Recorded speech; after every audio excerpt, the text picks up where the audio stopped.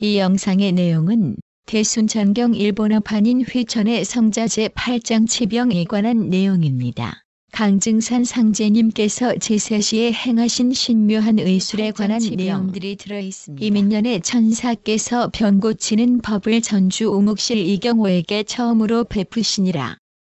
경호는 대원사 주지 박금곡과 친분이 있으므로 병세가 위독함을 금곡에게 말하여 의사를 구하여 주기를 청하니 금곡이 천사의 선성하심을 알므로 신방을 베풀어 주시기를 갈급하는지라.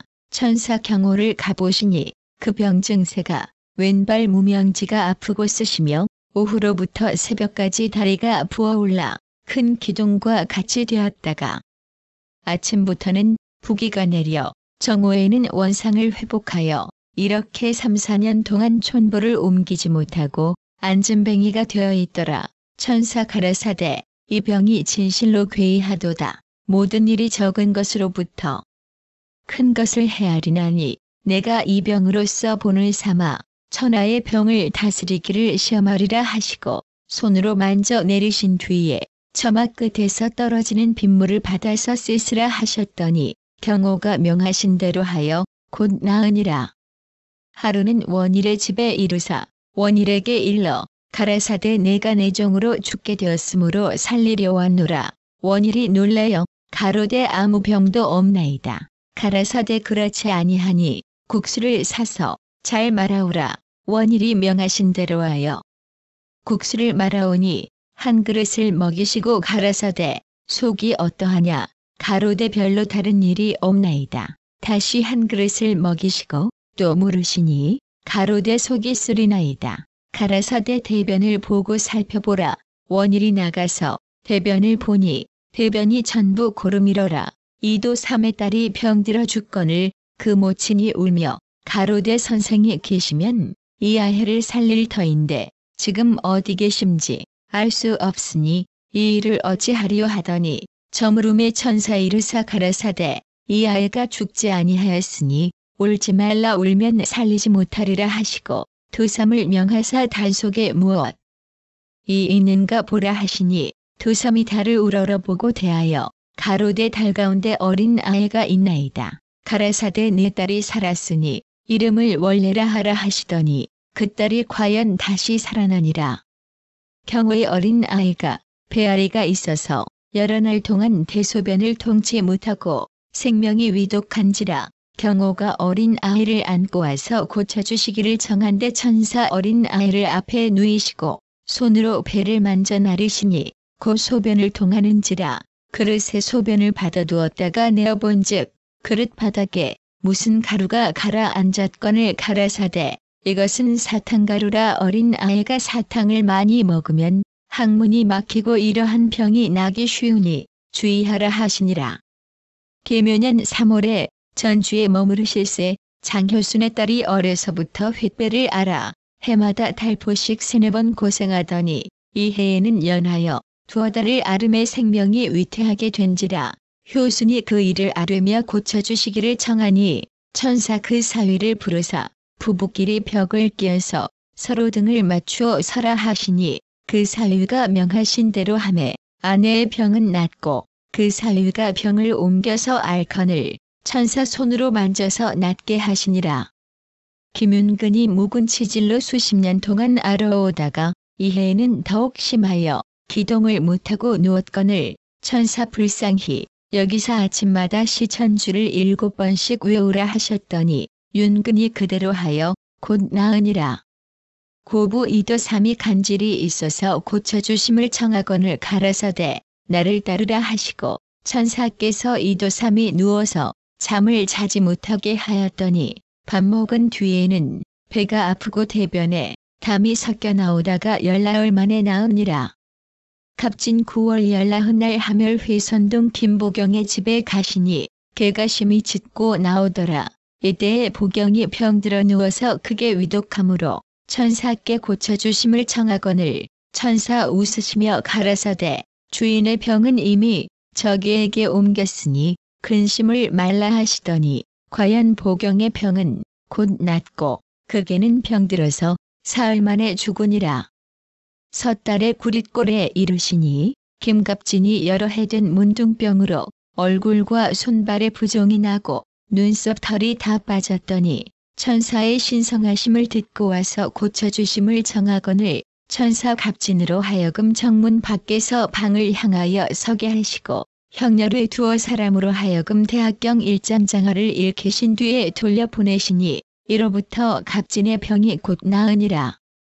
구릿골 앞에서 술장사하는 전순일이 장병으로 오랫동안 앓다가 천사께 한 번 뵈입기를 원하거늘 천사 한공숙을 데리고 그 집에 가사 순일에게 일러 가라사대 나 있는 곳에 술 한 상을 차려오라 하시고 또 일러 가라사대 의원이 떠나니 병인은 문 밖에 나와 전별하라 하시니 순일이 강작하여 사람을 붙들고 일어나서 문 밖에 나와서 찬송함에 병이 곧 나으니라. 그 뒤에 순일이 술상을 차려오지 아니하거늘 가라사대 그 사람이 구미를 회복하지 못하여 신고하리라 하시더니 과연 순일이 구미가 돌지 아니하여 두어 달을 신고하니라.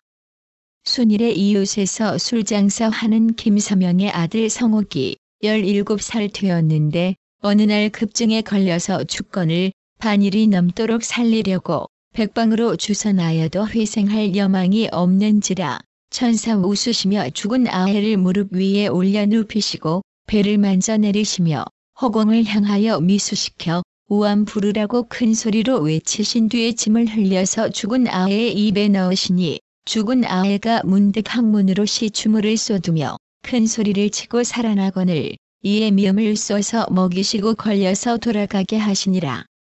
전주 용머리 고개 김모가 안전뱅이로서 교자를 타고 와서 고쳐주시기를 청하거늘 천사 그 사람을 앞에 앉히시고 담뱃대를 들어 올리시며 가라사대 이 담뱃대를 따라서 차차 일어서라 하시니 그 사람이 천천히 들어 올리시는 담뱃대를 따라 무릎과 다리를 점점 펴며 일어서거늘 이에 형렬을 명하사 예고신 예팽신 성난신 동서남북 중앙신장 조화조화운 오명영음이라는 글을 외운 뒤에 그 사람으로 하여금 마당에서 빨리 달리게 하시고 광찬을 명하사 회초리로 다리를 때려 빨리 걷게 하시고 교자를 버리고 도보로 돌려보내실 때 사금 30냥을 받아서 큰 길가 주막에 나가오고 가는 행인을 불러서 술을 사주시며 가라사대 다리를 펴주니 고맙도다 하시니라.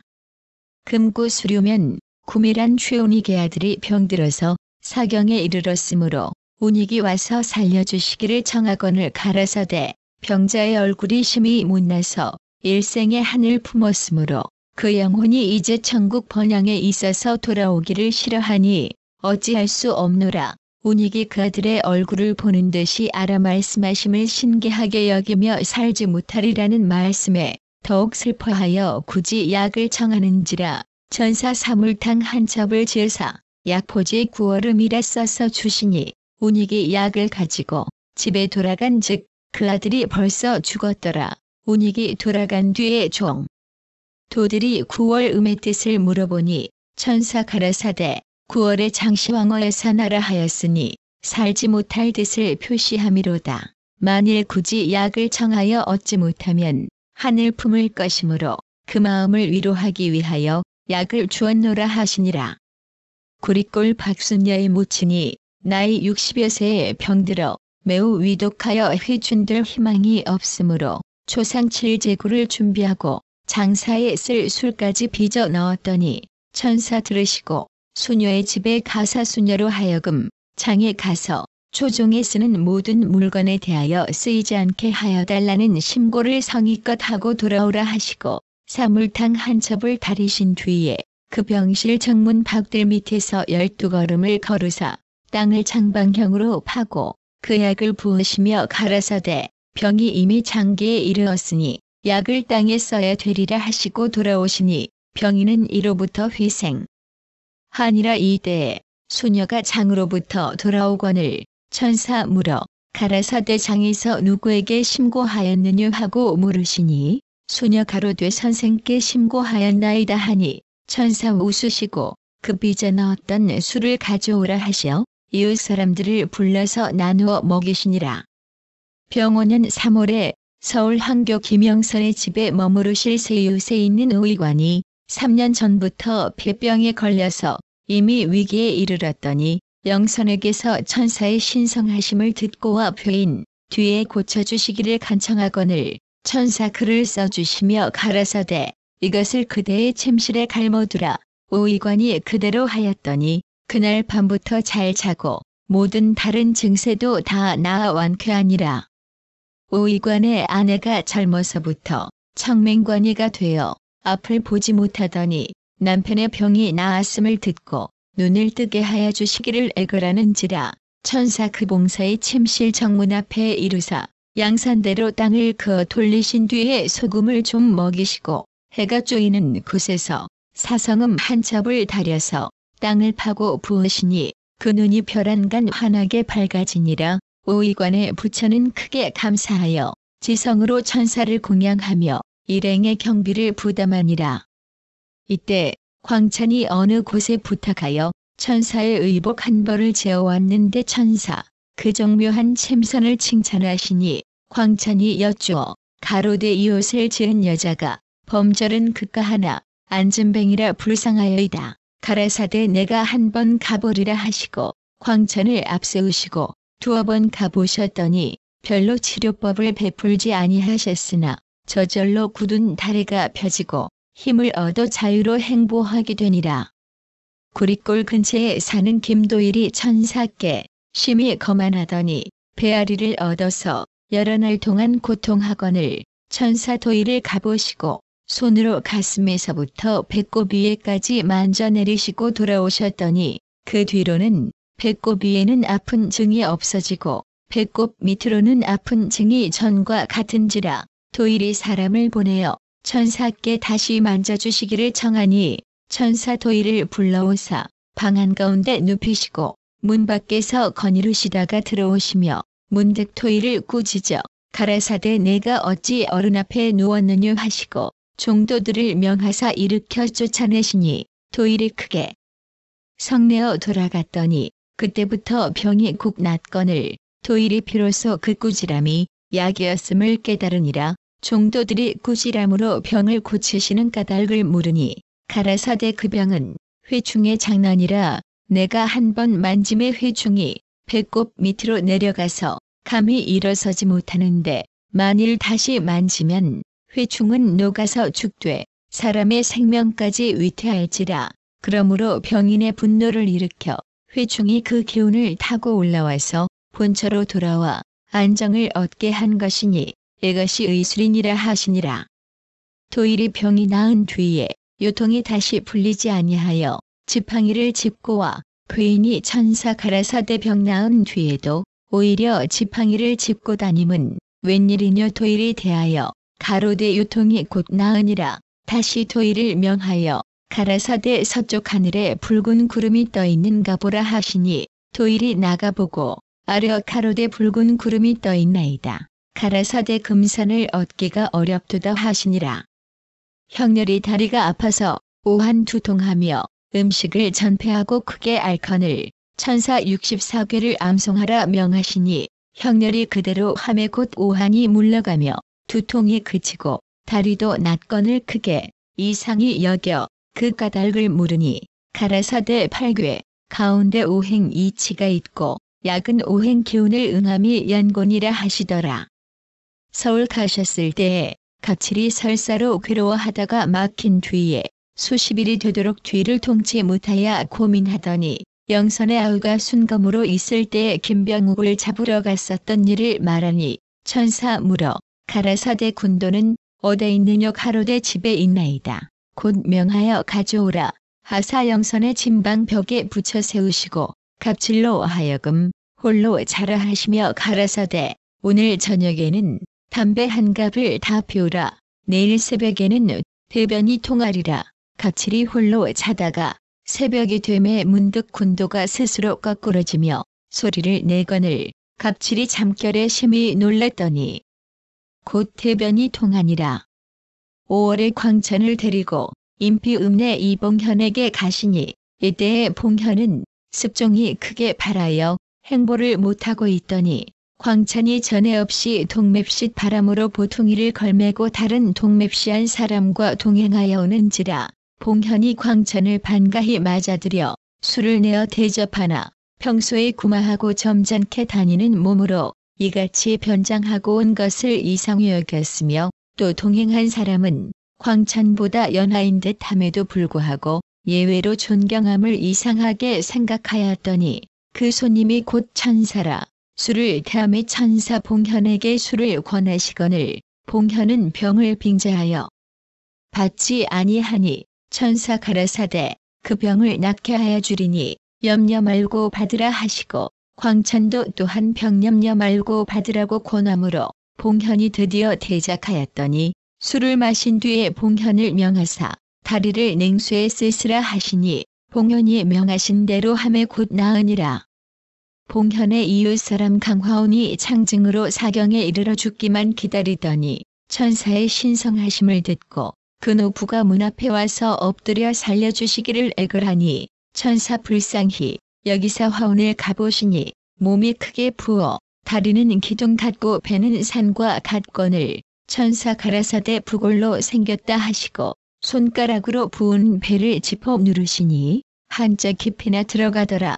이에 사물탕 4첩을 지어다가 2첩은 실렁에 얹어두고 2첩은 문 밖에 뿌리신 뒤에 글을 써서 불사르시고 봉현의 집으로 돌아오셨더니 이튿날 화원에 부친이 와서 기뻐하며 가로되 병이 크게 효차가 있어오니 한 번 더 보아주사이다 하거늘 다시 가보시니 부기가 거의 내렸더라. 이에 미역국에 쌀밥을 말아 먹이라 하시고 돌아오셨다가 이튿날 다시 가서 실렁에 얹었던 사물탕 2첩을 문 밖에 뿌리시고 활석한 양중을 방 가운데 뿌리며 가라사대 이렇게 앉아서만 지낼 것이 아니라 걸어보아야 하리라 하시고 억지로 걷게 하셨더니 이로부터 완쾌하여 이래 만에 천사께서 군둔리로 떠나실 때 보퉁이를 걸매고 따라가서 사금 30냥을 올리니 천사 받지 아니하시거늘 굳이 올리니 이에 받으사 내왕행인을 불러 술을 먹이시니라. 또 그 이웃사람이 아내가 폐병이 중기에 들었으므로 천사께 와서 살려주시기를 애걸하니 천사 그 집에 가사 청홍 염색을 물에 풀어 그 사람으로 하여금 손으로 젖게 하시니 그 손에 청홍염이 들었더라. 천사 웃으시며 가라사대 손을 씻지 말고 염색이 저절로 지게 될지어다. 그 염색이 질 때 내 아내의 병이 나으리라 하시더니 과연 그러하니라.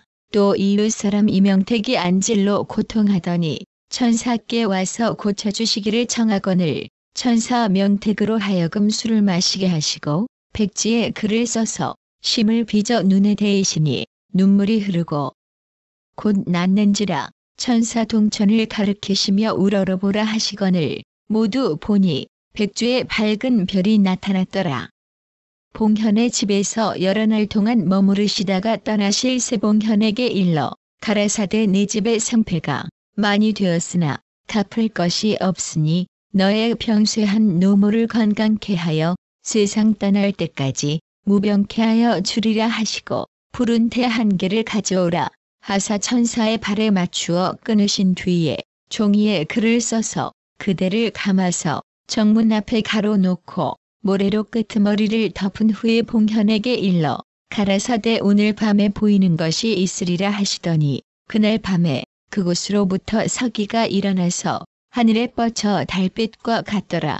이로부터 봉현의 노모가 강건하여 80이 넘도록 병 없이 지내니라.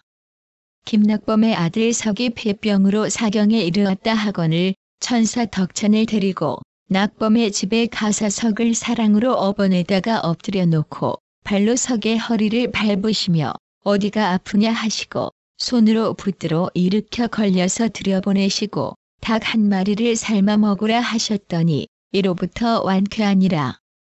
지병하실 때에는 흔히 병자로 하여금 그 가슴과 뱃속을 들여다보라 하심으로 들여다보면 속이 훤하게 보이는데 경락과 장부를 낱낱이 가르쳐 주시며 이곳은 어디이고 이곳은 어디인데 어느 장부에서 병이 났다 하사 다 알게 하시고 또 누릿누릿하게 장부에 끼어 있는 것이 담이라 하시니라. 정민년 봄에 전주 이서면 불가지 김성국의 집에 계실 때 금연황샘을 문치도가 천사께와 회려할 때 오는 길에 이성동 송대유에게 들려서 함께 오려하였더니 대유는 마침 일이 있어서 같이 오지 못하고 그 종제를 딸려 보내며 가로되 내 종제가 폐병으로 고통한 지 여러이라. 이제 위기에 이르렀으니 강 선생께 말씀을 잘하여 좋은 약을 얻어줌을 바라노라 하며 돈 2원을 그 종제에게 주며 가로되 이것이 약수 하나 가지고 가서 술이나 한 잔 공양하라.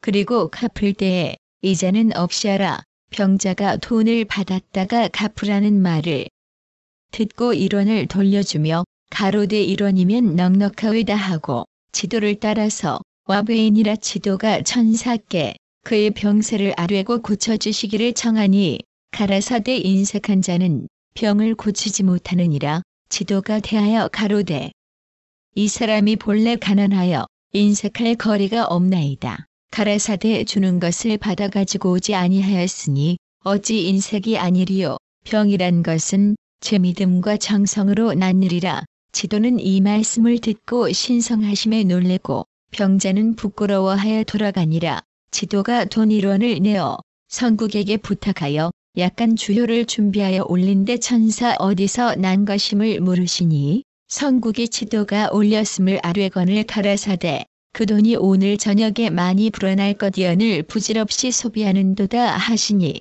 대저 그 돈은 그날 저녁에 노름 미천을 하려고 하였던 것이라. 지도가 더욱 놀래어 천신이 강세하신 줄로 믿으니라. 지도가 물러감을 아뢰니 천사 가라사대 병자는 오늘 저녁부터 보리밥을 먹게 하라. 지도가 돌아와서 일렀더니 과연 보리밥을 먹음에 미구에 나으니라.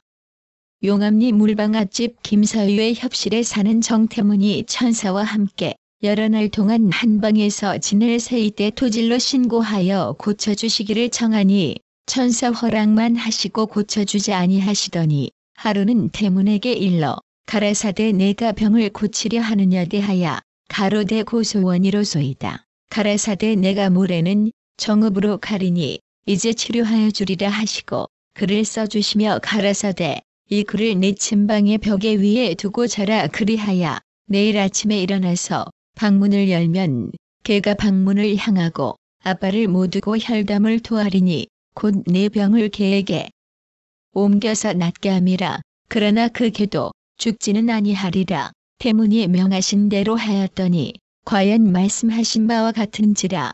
이에 천사를 모시고 술집에 가서 술을 올릴새 천사 가라사대 만일 술을 먹고 술값을 천연하면 먹지 아니함만 갖지 못하니 잘 생각하여 하라. 태문이 가로되 내일 틀림없이 갚으려 하나이다 하고 7양오치를 먹었더라.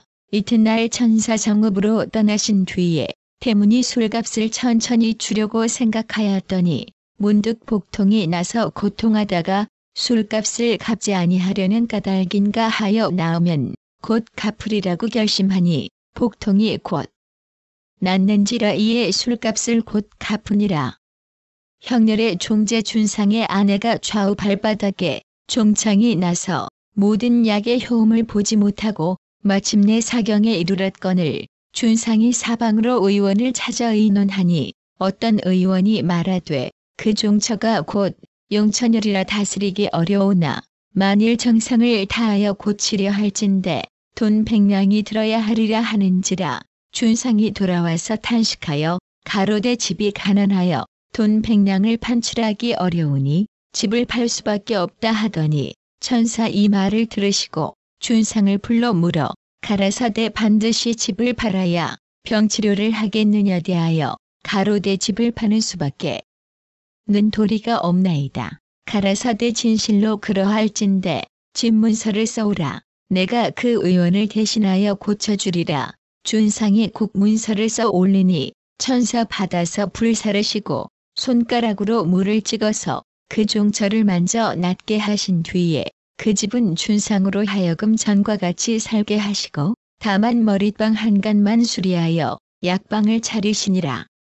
구리꼴 박손녀가 반신불수중으로 오랫동안 앓다가 천사께 사람을 보내어 고쳐주시기를 청하거늘 천사 자연에게 물어 가라사대 수녀의 병을 고쳐줌이 옳으냐 그대로 두어 죽게 함이 옳으냐 내가 마음을 풀어야 하리라. 자연이 이상히 여겨 가로되 살려주심이 옳으니이다. 가라사대 수녀가 내게 불평을 끼칠 일이 많으니 너와 함께 가서 다스리리라 하시고 자연을 데리고 수녀의 집에 이르사 휘파람을 한 번 불쓰시고 병든 다리를 주물러 내리시며 끓인 물 한 그릇을 먹이셨더니 그 병이 곧 나으니라. 대저 자연이 사교 관계로 인하 수녀에게 불평을 품었었는데 천사 그 일이 적이 되어 있음을 알으시고 물으심이니라. 구리꼴 이재언이 아내가 병들어서 수년 동안 아름에 수척하여 뼈만 남았거늘 재언이 천사께 와 배웁고 고쳐주시기를 청하니 가라사대 그 병은 병자가 평소에 남에게 욕설을 많이 하여 그 봉으로 난 것이니 날마다 회개하면 병이 저절로 나으리라. 재언이 명하신 대로 그 아내를 효유하여 날마다 허물을 뉘우치게 하였더니 그 뒤로 곧 나으니라. 용암리 앞 주막에 지나실 제 그 주모가 연주나력으로 여러 해 동안 신고하다가 천사께 고쳐주시기를 애걸하거늘 천사 글을 써서 그 집 개에게 던지시니 개는 곧 엎어져 죽고 주보의 병은 곧 나으니라. 공우의 아내가 겨울에 물을 깃다가 빙판에 엎어져서 허리와 다리를 중상하여 기동하지 못하고 누웠거늘 공우 크게 걱정하여 청수를 떠놓고 멀리 천사 계신 곳을 향하여 아내의 상처를 낫게 하여 주시기를 지성으로 빌었더니 그 아내의 상처가 곧 나아 일어나니라. 그 뒤에 공우가 천사께 와 배우니 천사 웃으시며 가라사대 내 환으로 얼마나 염려하였느냐 하시더라. 무신년의 경석의 작은 집이 손가락 끝을 바늘에 찔린 것이 독이 나서 점점 팔이 저리다가 마침내 반신불수가 되었거늘 천사 60간지를 쓰시고 한 간지씩 읽으심을 따라서 상하였던 손가락 끝으로 힘껏 짚으라 하신 뒤에 다시 명하사 술잔을 들고 거닐게 하시니 이로부터 혈기가 돌아 곧 나으니라. 하루는 형렬의 딸이 병들어 앓는다는 말을 들으시고 문 밖에 나가서 휘파람을 3번 부신 뒤에 만수를 3번 부르시니 밝은 하늘에 문득 지미 같은 것이 가득 끼어 지척을 분별히 어려운지라. 천사 가라사대 이런 것이 있어서 사람을 많이 병들게 한다 하시고 공중을 향하여 입으로 한 번 보시니 그 지미 같은 것이 입바람에 몰려올라 푸른 하늘을 통하고 문득 바람이 일어나서 헤쳐버리니 하늘이 다시 맑아지더라. 이로부터 형렬에 따른 병이 나으니라. 대흥리 거사막 장성원의 어린 아이가 병들어서 낮이면 낫고 밤이면 신혈과 기침으로 잠을 자지 못하며 2달 동안 고통하거늘 성원이 아이를 안고 와서 고쳐주시기를 청하니 가라사대 이증수는 곧 서양으로부터 멀리 온 비별이니 산으로 옮기면 금수도 또한 생명이요 바다로 옮기면 어별도 또한 생명이니 전선에 붙여서 사방으로 흩어가게 하리라 하시고 성원을 명하사 철사 2어자를 구하여 아해의 머리 위에 두었다가 전선대 밑에 버리라 하시니 성원이 그대로 하여 곧 나으니라. 경학의 아들 용주가 28살인데 폐병으로 여러 해 동안 앓아서 사경에 이른지라. 경학이 천사께 아뢰면 곧 나았다가 오래되면 다시 복발하여 여전히 앓음으로 온 집안이 걱정으로 지내더니 하루는 밤중에 천사 이루사 용주의 침실로 향하시니 이때의 용주는 사경에 이르러 혼수 중에 있더라. 천사 문 밖에서 꾸짖어 가라사대 아비가 오는데 일어나 맞지 아니하느냐 하시니 용주 문득 정신을 차리거늘 경학이 붙들어 일으키려 하니 천사 금지하시고 스스로 일어나기를 명하신지라. 용주 억지로 몸을 떨며 일어나거늘 문 밖으로 내세워서 한참 동안 다름질을 시키시고 밥을 가져다 먹이라 하시니 용주의 모친이 밥 짓는 중임을 아뢰는데 가라사대 이제야 짓는 밥을 기다릴 수 없으니 용주의 저녁밥 담아둔 것을 가져오라. 경학이 그 밥은 식어서 싸늘하여졌음을 아뢰니 관계치 아니하니 가져오라 하사 용주에게 먹으라 하시니 용주가 그 밥을 3분의 2나 먹는지라 가라사대 다름질도 하고 밥도 많이 먹으니 아픈 사람이 아니로다 하시니라. 이튿날 정읍으로 가시니 이로부터 용주의 병이 완쾌하니라. 그 뒤에 천사약방에 이르사 경학에게 일러 가라사대 용주가 술을 모르니 술을 가르쳐야 할지라 속히 보내라 하시니 경학이 돌아가서 용주를 약방으로 보내니라. 이때에 당국에서 엽전을 모아 없애려 하거늘 천사 엽전 70양을 약방에 갈머두시며 가라사대 아직 다 없애는 것이 불가하나 하시더니 용주가 이른 뒤에 엽전 2푼으로 술을 두시다가 가라사대 이 방에 있는 엽전이 도합 100두냥 2푼이어야 하리니 여러 사람에게 있는 것까지 다 찾아내어서 헤어보라. 종도들이 각기 가진 돈을 덜어내어 약방에 갈머둔 돈까지 합하여 계산하니 100두냥밖에 되지 않는지라. 천사 가라사대 맞자 니하면 못쓰리니 잘 찾아보라. 이에 각 사람의 주머니를 더듬으니 형렬의 수부쌈지에 종전 1푼이 있고 약방괴 속에 또 1푼이 있더라. 이 뒤에 엽전은 전국이 다 쓰지 않게 되었으나 원평북은 많은 수십 년 후 경호 신미까지 쓰게 되었더라. 이 뒤에 경학의 병들어 위독하거늘 천사 아르시고 사물탕 한 첩을 다려서 땅에 붓고 달빛을 우러러보라 하시니 경학이 그대로 하여 나으니라. 경학이 내환이 있어서 독삼탕을 많이 쓰다가 천사께 약의 가부를 물건을 가라사대 인삼은 내가 모르는 약이로다 하시니라. 하루는 용머리 고개에 계실새 김낙범이 천포창을 앓으면서 모시더니 천사 문득 진노하사 꾸짖어 가라사대 내가 어찌 어른 앞에서 그렇게 태만하뇨 하시니 낙범이 다만 머리를 숙여 한편으로는 황송하게 생각하고 한편으로 이상히 여기다가 집으로 돌아서 허물을 생각하되 깨닫지 못하고 황송히 지내더니 그 뒤로 천포창이 국 났거늘 비로소 천사의 진노하심과 꾸짖으심이 곧 약임을 깨달으시니라. 수료면 회평사는 18구세 된 소년 광부가 큰 돌에 상하여 다리가 부러지고 힘줄이 떨어져 마침내 그대로 굳어서 다리가 오그라져 굴신을 못하므로 천사께 와서 고쳐주시기를 애걸하거늘 가라사대 남의 눈에 눈물을 흘리게 하면 내 눈에는 피가 흐르느니라 하시며 몸을 뉘어서 골절과 혈맥을 중동하라 하시니 그 소년이 몸을 솟아 한 번 뛰매 오그라졌던 다리가 곧 펴져서 굴신을 마음대로 하게 되니라. 구리꼴 이정삼이 발지가 나서 크게 고통하거늘 천사 보시고 광천을 명하사 백호를 쳐주시니 그 병이 곧 나으니라. 구리꼴 앞에서 술장사하는 평양집의 아들이 5살 되었는데 안진뱅이가 되어서 일어나지 못하므로 천사께 안고 와서 고쳐주시기를 청하거늘 가라사대 내일 아침에 쇠고기와 참기름을 좀 먹이고 안고 오라 하시니 평양집이 가난하므로 쇠고기는 사 먹이지 못하고 참기름만 먹인 뒤에 안고 와서 그 일을 아뢰니 천사 누우사 아무 말씀도 아니하신지라. 평양집이 심히 미안하여 아이를 때리며 가로되 병신이 되어거든 차라리 죽으라 하니 아이가 울며 문득 다리를 펴고 일어나서 피하여 달아나거늘 평양집이 그 광경을 보고 심히 기뻐하며 천사께 감사하되 천사께서는 아무 말씀도 아니하시니라.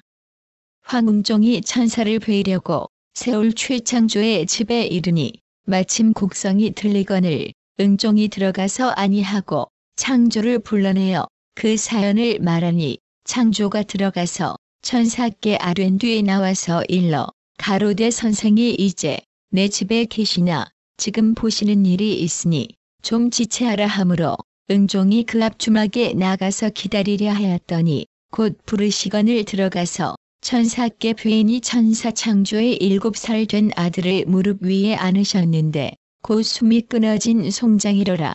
대저 창조의 아들이 그 전날 급증에 걸려서 죽었으므로 창조가 천사 계신 곳으로 찾아가서 죽은 아이를 살려주기를 애걸하니 천사 이때에 방장 창조의 집에 오사 죽은 아이를 살리려 하심이로라.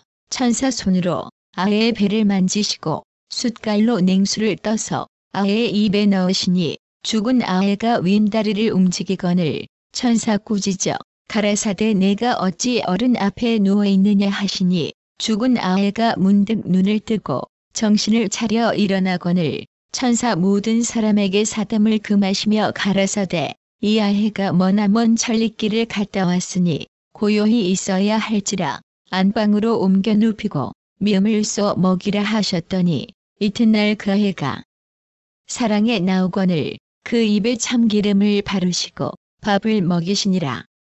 고부 벌매면 교동 손병욱의 지성으로 천사를 믿으나 그 아내가 불쾌히 생각하여 항상 병욱의 믿음을 방해하되 공우에게는 심히 후대하더니 그 뒤에 병이 들어 골절이 쑤시고 입맛을 잃어 식음을 전폐하여 사경에 이르렀거늘 공우가 듣고 불쌍히 여겨 천사께 아려 고쳐주려고 생각하였더니 하루는 정읍으로부터 천사를 모시고 와룡리 내거리에 이르렀는데 이곳에서 북으로 가면 회룡리 신경수의 집에 이르고 서북으로 가면 교동 황은종의 집에 이르는지라 천사 내거리 한복판에 서시며 공우에게 물어 가라사대 어디로 가는 것이 마땅하냐. 공우 대하여 가로대 은종의 집으로 가사이다. 천사 허락지 아니하시고 이윽히 서셨다가 다시 물으시거늘 공우 또 은종의 집으로 가시기를 청하고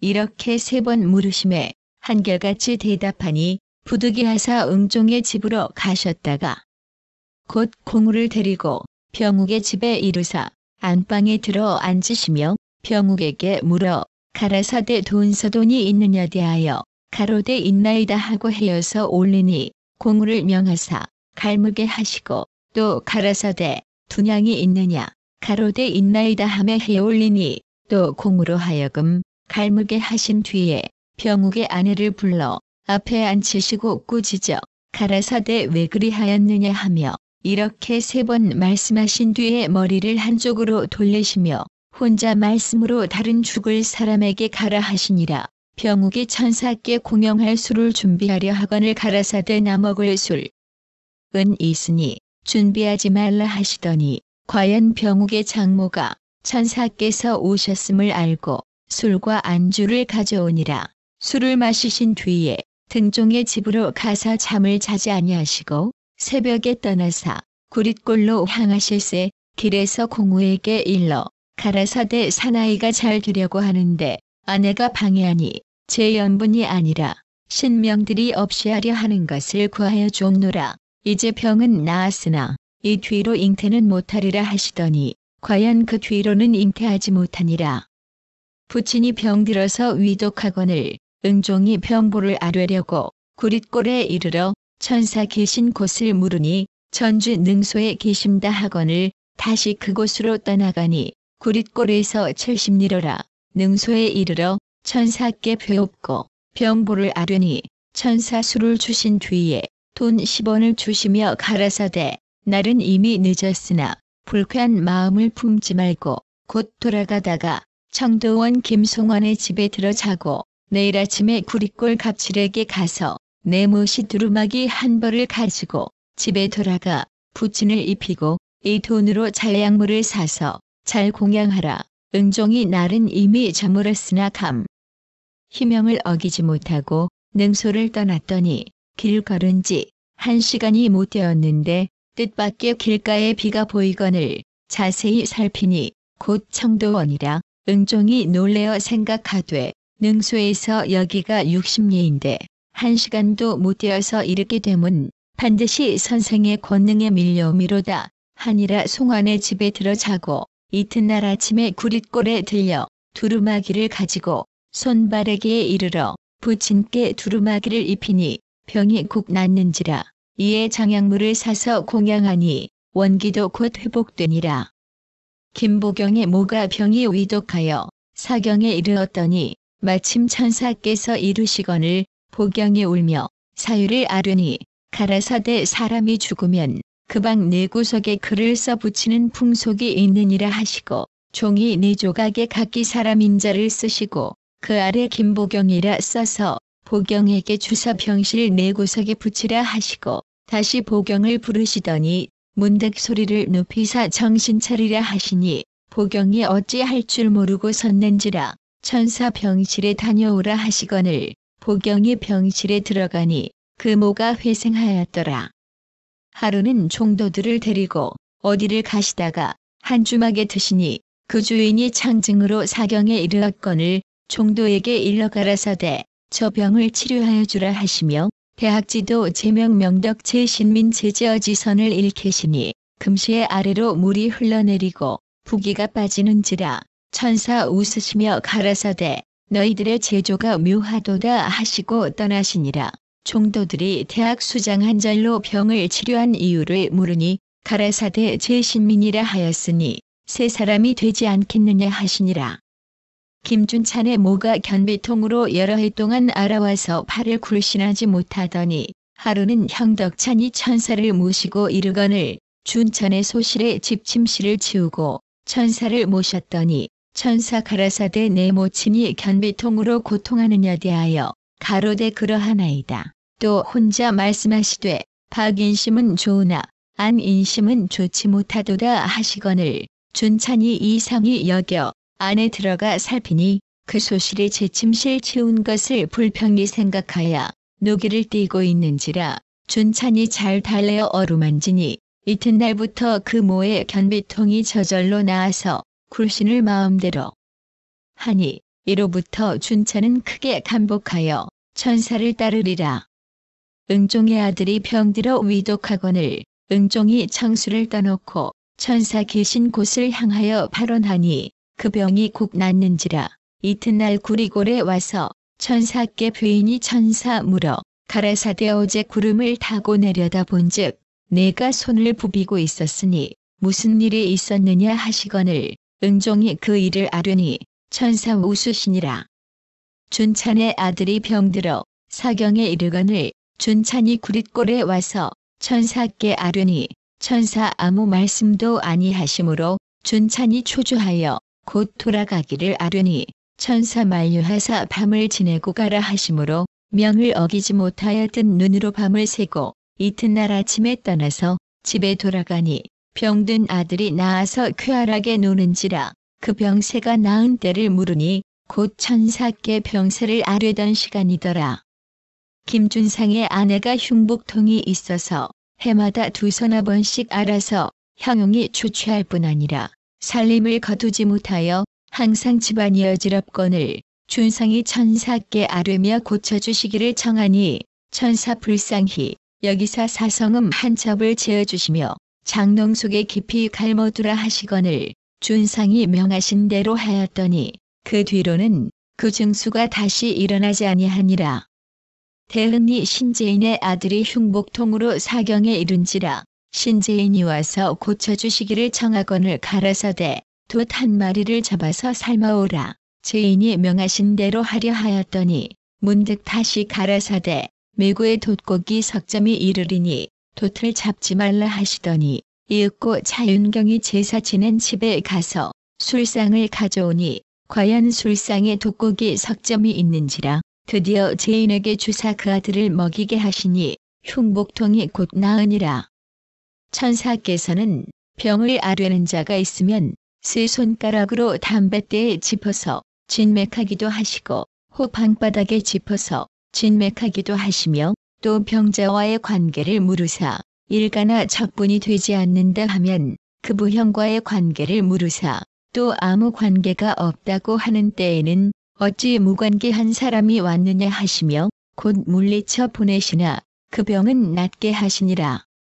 종도들 중에 무슨 병고가 있어서 아뢰는 자가 있으면 그 증세의 어떠함을 물으신 뒤에는 아무 법을 베푸심이 없어도 나으며 만일 위경에 이른 사람이면 그 증수를 가름하여 앓으시면 곧 나았나니 가령 배 앓는 사람이면 문득 배 아프다고 한 번 말씀하시고 머리 앓는 사람이면 머리 아프다고 한 번 말씀하실 따름이니라.